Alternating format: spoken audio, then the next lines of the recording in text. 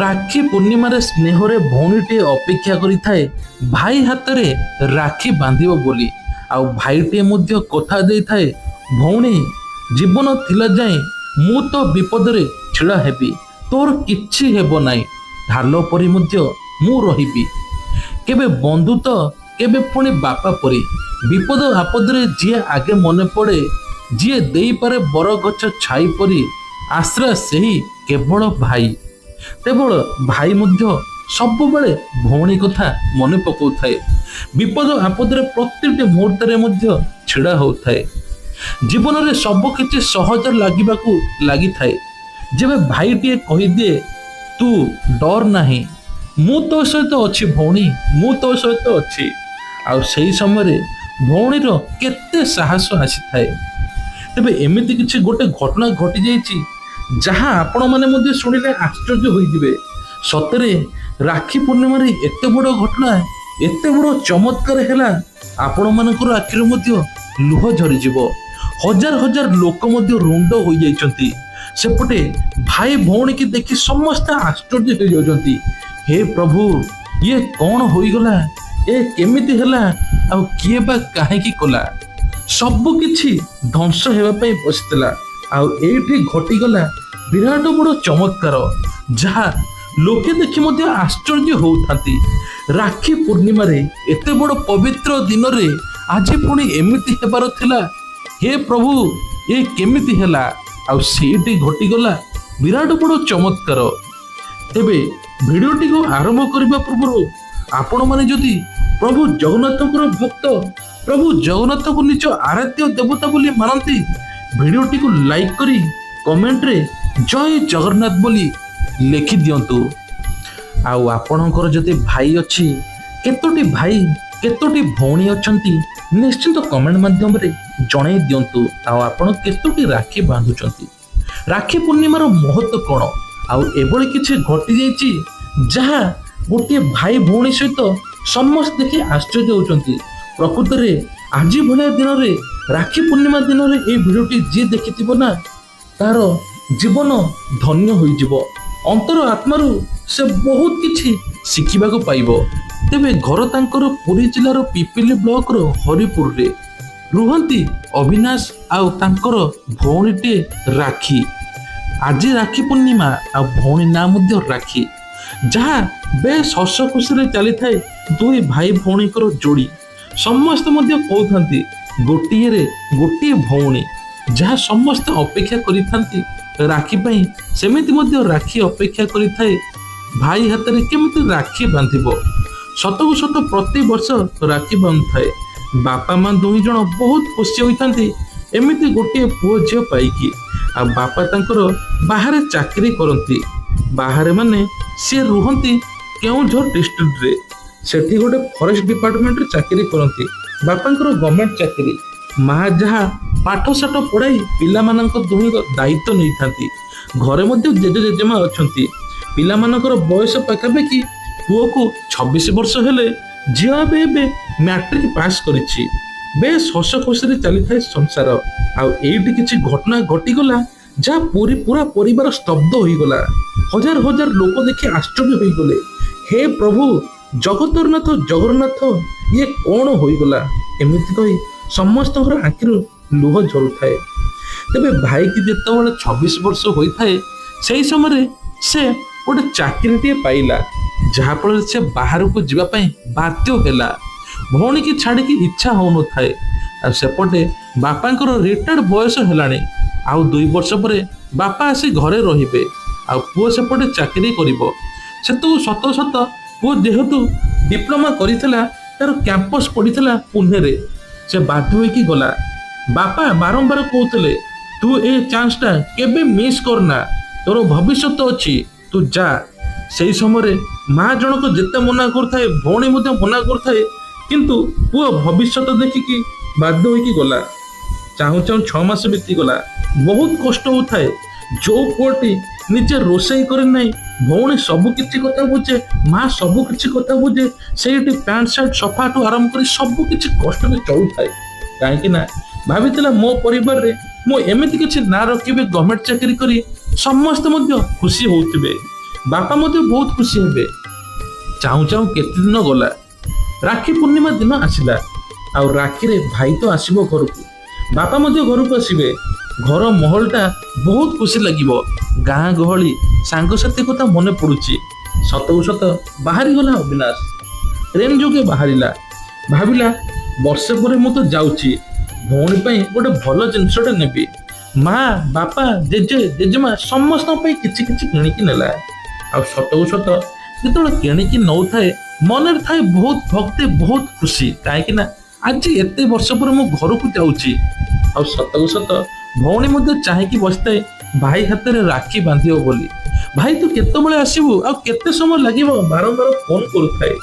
ଭାଇ ମଧ୍ୟ କହୁଥାଏ ଭଉଣୀ ବ୍ୟସ୍ତ ହେ ନା, ତୁ ଅପେକ୍ଷା କର, ମୁଁ ଯାଇ ପହଞ୍ଚିବି, ଏମିତି କହୁଥାଏ। ବାପା ଆସି ପହଞ୍ଚିଗଲେ। ଆଉ ଭାଇ ଆସିକି ଦିନ 2ଟା ହେଲାଣି, ଏପର୍ଯ୍ୟନ୍ତ ଆସିନାହିଁ। କଣ ବା କରିବ, କାଲି ରାତିରୁ ବାହାରିଲାଣି। ଭଉଣୀ, ବାପା, ମା, ଜେଜେ, ଜେଜେମା ସମସ୍ତେ ଅପେକ୍ଷା କରିଛନ୍ତି, ଇଏ କାହିଁକି ଆସୁନି। ଆଉ ଶେଷରେ ଫୋନ ଲଗେଇଲା ବେଳୁ ଭାଇର ଫୋନ ସୁଇଚ ଅଫ୍। ସମସ୍ତେ ଆଶ୍ଚର୍ଯ୍ୟ ହୋଇଗଲେ, କଣ ହୋଇଗଲା। ଆସିକି ପହଞ୍ଚିବାର ଥିଲେ ସକାଳ 8ଟାରେ, କିନ୍ତୁ ଦିନ 2ଟା ହେଲାଣି, ଏପରି ଫୋନ ଲାଗୁନି। ବାପା ମା ବ୍ୟସ୍ତ ହୋଇଗଲାଣି, ପୁଅଟି କୁଆଡେ ଗଲା, କଣ କଲା, ସମସ୍ତେ ଆଶ୍ଚର୍ଯ୍ୟ ହେଉଥାନ୍ତି। କିନ୍ତୁ ଏପଟେ ଅବିନାଶ ସହିତ ଯାହା ଘଟିଯାଇଛି କେହି ବି ବିଶ୍ୱାସ କରୁନାହାନ୍ତି। ସତକୁ ସତ ଭାଇର ବ୍ୟାଗ, ମୋବାଇଲ ସବୁ କିଛି ଟ୍ରେନରେ ଚୋରି ହୋଇଯାଇଛି। କିଛି ଦୁର୍ବୃତ୍ତ ଆସି ତାକୁ ବାଡେଇ ସବୁ କିଛି ଚୋରି କରି ନେଇଯାଇଛନ୍ତି। ଭାଇଟିଏ ଦେଖାଯାଉଥିଲା ଛୋଟ ପିଲା ପରି, ବୟସ ମାତ୍ର 26 ବର୍ଷ, ନୂଆ ନୂଆ ବାହାରକୁ ଯାଇଥାଏ। କୌଣସି ସାଙ୍ଗସାଥି ନାହାନ୍ତି, ଟ୍ରେନ ଯୋଗେ ଆସୁଥାଏ। ଟ୍ରେନରେ କିଛି ଗୁଣ୍ଡା ମାନେ ପଶି ଜବରଦସ୍ତି ଛଡାଇ ସବୁ କିଛି ନେବା ପାଇଁ ବାହାରିଥିଲେ। ଆଉ ଏଇଠି ଭାଇ ଜଣକ କିଛି କରିପାରୁନଥାଏ।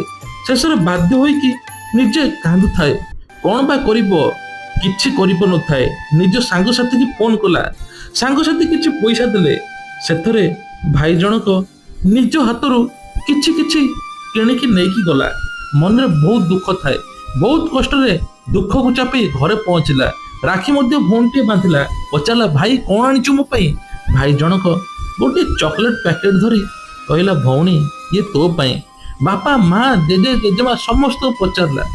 ସମସ୍ତେ କହିଲେ, ତୁ ଏତେ ସମୟ କଣ କରୁଥିଲୁ। ଏ ସମୟରେ ସବୁ ସତ କଥା ମାନିଲା। ଏମିତି ଏମିତି ମୋ ସହିତ ହୋଇଯାଇଛି, ମୋର ମୋବାଇଲ ମଧ୍ୟ ମୋ ପାଖରେ ନାହିଁ।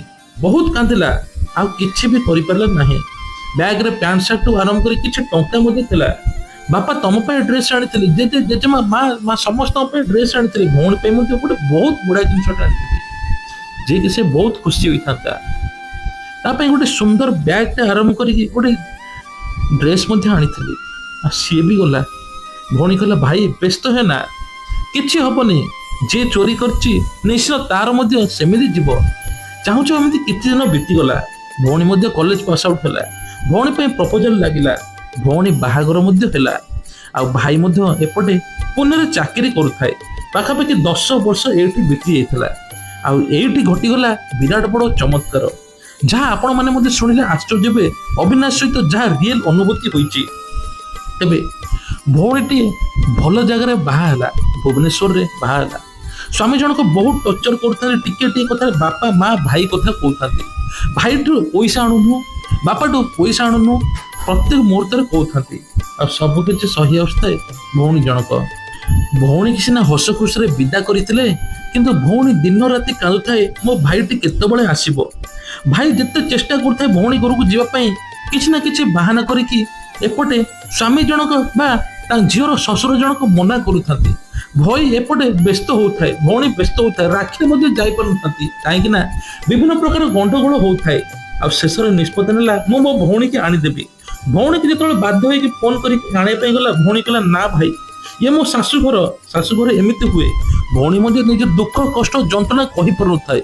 ଏତେ ଖୁସିରେ ଭାଇ ଭଉଣୀ ଦୁହେଁ ରହୁଥିଲେ, ଆଜି ଏମିତି ଅବସ୍ଥା ହେଇଛି ଭଉଣୀର।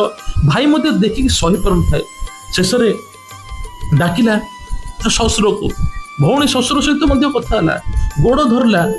କଣ ହେଇଛି ଆଜ୍ଞା, ମୋ ଭଉଣୀକି ଭଲରେ କାହିଁ ରଖୁନ, ମୋ ଭଉଣୀ ଏନି ଟାଇମ୍ କାହିଁ କାନ୍ଦୁଛି। ବହୁତ କାନ୍ଦିଲା। ଆଉ ଶେଷରେ ଶ୍ୱଶୁର କହିଲେ, ମତେ ଏତିକି ଟଙ୍କା ଦରକାର। ଭାଇ ଜଣକ ଯାହା ବି ସେଭିଂ କରିଥିଲା ସବୁ କିଛି ଟଙ୍କା ଦେଲା। ଶେଷରେ କଥା ବି ମାନିଲେନି, ତଥାପି କିଛି ଦିନ ବିତିଗଲା। ସ୍ୱାମୀ ଜଣକ ବହୁତ ଟର୍ଚର ଦଉଥାଏ। ଏମିତି ଦିନ ପରେ ଦିନ ବିତିଗଲା। ଯେତେବେଳେ ଦେଖିଲା ଭଉଣୀ ପାଖକୁ ଯାଇଥାଏ, ଭଉଣୀର ହାତ ଗୋଡ଼ ସବୁ ଦାଗ ଅଛି। ପଚାରିଲା, ଭଉଣୀ କଣ ହୋଇଛି? ନା ବାପି ଏଠି କିଛି ନିଆଁ ଲାଗିଯାଇଛି, କିଛି ଜଳି ଯାଇଛି, ଏମିତି ମଧ୍ୟ କହୁଥାଏ ରୋଷେଇ କଲାବେଳେ। କିନ୍ତୁ ସତ କଥା ମାନୁନଥାଏ। ସତକୁ ସତ ଭାଇ ସବୁ ଧୀରେ ଧୀରେ ଜାଣିଲା। ଆଉ ଭଉଣୀର ସ୍ୱାମୀ ସହିତ କଥା ହେଲା, ଭାଇ ମୋ ଭଉଣୀ ସହିତ କାହିଁକି ଏମିତି କରୁଛ? ମୁଁ ତମ ଗୋଡ଼ ଧରୁଛି, ମୋ ଭଉଣୀ ଖୁସିରେ ରଖିବା ପାଇଁ ଚେଷ୍ଟା କର ପ୍ରଭୁ। କଣ କଣ ଦରକାର ମତେ କୁହ, ମୁଁ ସବୁ କିଛି କରିବି। ଗୋଡ଼ ଧରି ପକେଇଲା ଶେଷରେ। ମୋ ଭଉଣୀ ଖୁସିରେ ରହିବା ଦରକାର, ମୋ ଭଉଣୀ ମୋ ଜୀବନ। ସେଇ ସମୟରେ ଭାଇଟି ଆହୁରି ମଧ୍ୟ କାନ୍ଦୁଥାଏ, କଣ ଦରକାର। ତଥାପି କେହି ମାନିଲେ ନାହିଁ। ଆଉ ଶେଷରେ ଭଉଣୀକି ଏତେ ଟର୍ଚର ଦେଲେ ଯେ ସିଧା ଯାଇକି ମେଡିକାଲରେ ପଡ଼ିଲା। ଡାକ୍ତର କହିଲେ ନ ଖାଇ ନ ପିଇ କିଡନୀ ଖରାପ ହୋଇଯାଇଛି। ଭାଇ ଜଣକ ଆଶ୍ଚର୍ଯ୍ୟ ହେଇଗଲେ, ବାପା ମା ଜଣକ ବୁଢା ବୁଢୀ ହେଲେଣି, କଣ ବା କରିବେ? ଭାଇ ଜଣକ ନିଷ୍ପତ୍ତି ନେଲା ଯେ ମୁଁ ମୋ ଭଉଣୀ କିଡନୀ ଦେବି। ଏମିତି ଡାକ୍ତର ସହିତ କଥା ହେଲା, ଆଜ୍ଞା ଏଇଟା ସତ କଥା, ପୁରା ରିଏଲ ଫ୍ୟାକ୍ଟ। ଭାଇ ଜଣକ ନିଷ୍ପତ୍ତି ନେଲା। ଡାକ୍ତର ମନା କଲେ, ଆମେ ସବୁ ଟେଷ୍ଟ କରିବୁ, ପ୍ରୋସିଜର ଅନୁସାରେ ଯିବୁ। ଆଉ ଭାଇ ଜଣକ ଶେଷରେ ନିଜର ଗୋଟାଏ କିଡନୀ ଦେଲା। ଭଉଣୀ ଜଣକ ବଞ୍ଚିଲା। ଶେଷରେ ଶାଶୁ ଶ୍ୱଶୁର ଜୋଇଁ କେହି ପାଖରେ ନଥିଲେ। ନିଜ ଭଉଣୀକି ଭଲ ହେଲା ପରେ ତୁରନ୍ତ ନିଜ ଘରକୁ ନେଇଗଲା।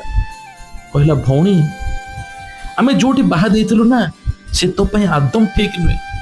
ଆଜି ପର୍ଯ୍ୟନ୍ତ 2 ବର୍ଷ ବିତିଗଲା, ତୁ ଗୋଟିଏ ମିନିଟ ବି ଖୁସିରେ ରହିନୁ। ଆମ କଥା ମନେ ପକା, ଛୋଟବେଳେ ଆମ ବାପା ମା ଆମେ କେତେ ଖୁସିରେ ଥିଲୁ। ଆଉ ତୁ ମତେ ଆଜି ସବୁ କିଛି ଲୁଚେଇଲୁ। ନୂଆ ନୂଆ ବାହାଘର ଯେତେବେଳେ ହୋଇଥିଲା, ତ ଯେତେବେଳେ ମୁଁ କହିଥିଲି ତୁ ସେତେବେଳେ ଆସିନଥିଲୁ। ଆଜି ଦେଖ ତୋ ଜୀବନ ଚାଲି ଯାଇଥାନ୍ତା। ଆଉ ଭାଇକି ଧରି ଭଉଣୀ କୁଣ୍ଢେଇ ପକେଇଲା, ଭାଇ ମୋର ଭୁଲ ହେଇଯାଇଛି, ଭାଇ ମୋର ସବୁ କଥା ମତେ ତ କହିବାର ଥିଲା। ଭଉଣୀ ମଧ୍ୟ ଲୁଚେଇଥିଲା। ଆଉ ତୁରନ୍ତ ଭାଇ ଏସବୁ କଥା ନେଇକି ଭଉଣୀ ଭଲ ହେଲା ପରେ ଥାନାରେ କେସ୍ ଦେଲା। ପୋଲିସ ଆସିଲା, କେସ୍ ଲାଗିଲା, ତୁରନ୍ତ ବାନ୍ଧି ମଧ୍ୟ ନେଇଗଲା। ଆଜି ସେଇ ଭଉଣୀକି ଭାଇ ପାଖରେ ରଖିଛି। ଆଗକୁ ଭାଇ ମଧ୍ୟ ବାହାଘର ହେବ। ଆଜି ରାକ୍ଷୀ ପୂର୍ଣ୍ଣିମାରେ ସେଇ ଭାଇ ଭଉଣୀ ଦୁହେଁ ନିଜର ଅନୁଭୂତି କହିଛନ୍ତି। ନିଜର ବୁଢା ବାପା ମା ମଧ୍ୟ ସେଇଠି ଅଛନ୍ତି। ଜେଜେ ଜେଜେମା ଏଇ ଭିତରେ ଚାଲିଗଲେଣି। ଆଜି ସେଇ ରାକ୍ଷୀ ପୂର୍ଣ୍ଣିମାରେ ମନେ ପକେଇ ବହୁତ କାନ୍ଦୁଛନ୍ତି। 2 ଜଣ କହୁଛନ୍ତି, ତୁ ମୋ ଜୀବନ, ମୁଁ ତୋ ଜୀବନ। ଭାଇ କହୁଥାଏ, ମନେ ରଖ, ଢାଲ ପରି ମୁଁ ଛିଡା ହେଇଥିବି, କେବେ ବି ତୋର ଅସୁବିଧା ଗୋଟିଏ ଦେବି ନାହିଁ। ଆଜି ପର୍ଯ୍ୟନ୍ତ ମଧ୍ୟ ଭାଇ ଭଉଣୀ ବହୁତ ଖୁସିରେ ଅଛନ୍ତି। ତେବେ ଇଏ ଥିଲା ତାଙ୍କର ଗୋଟେ ଛୋଟିଆ ଅନୁଭୂତିଟିଏ। ଯଦି ଆପଣଙ୍କର କିଛି ଅନୁଭୂତି ଅଛି, ନିଶ୍ଚିନ୍ତ ଆମ ସହିତ ସେୟାର କରିବେ।